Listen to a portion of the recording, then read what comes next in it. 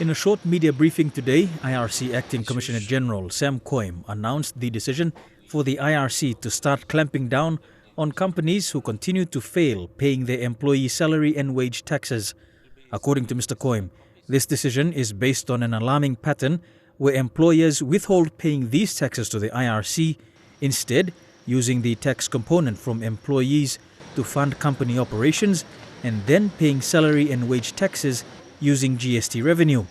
According to Mr. Koim, this practice, although allowed in recent years, is unfair and criminal in nature. Especially employers, group employers, companies, government organizations, state-owned enterprises who are withholding taxes on behalf of their employees.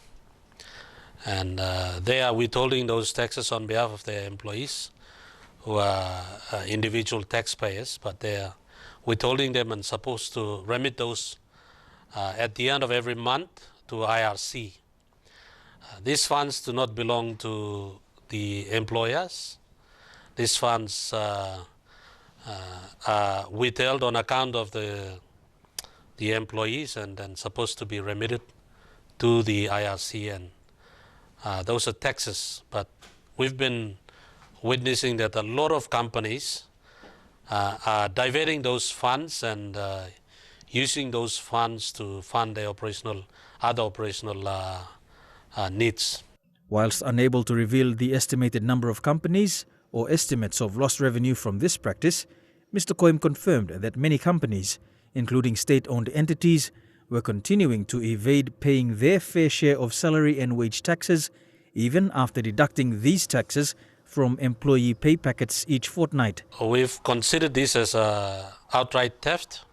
It's a breach of trust because the employees, they trust their employers to deduct those taxes and withhold them and pay them direct to IRC. It's the evasion that is the criminal conduct. People who deliberately scheme to deprive the taxes, deprive IRC of the taxes, the state of the taxes, the money that's supposed to fund public services, goods and services. People who deliberately do that are no different from people who we usually say that they're corrupt out there. Given the current circumstances, the IRC has now been instructed to hold company directors and management accountable, with company heads now put on notice to ensure that all tax payments owed from salary and wage taxes are remitted to the IRC immediately, as failure to do so, according to the Acting Commissioner General, would leave them open to court action. And all under the new change of law and the regime that we have now, directors, managers, and those people who are responsible for diverting tax funds will be held accountable, and we would like to pursue them under the criminal track as well.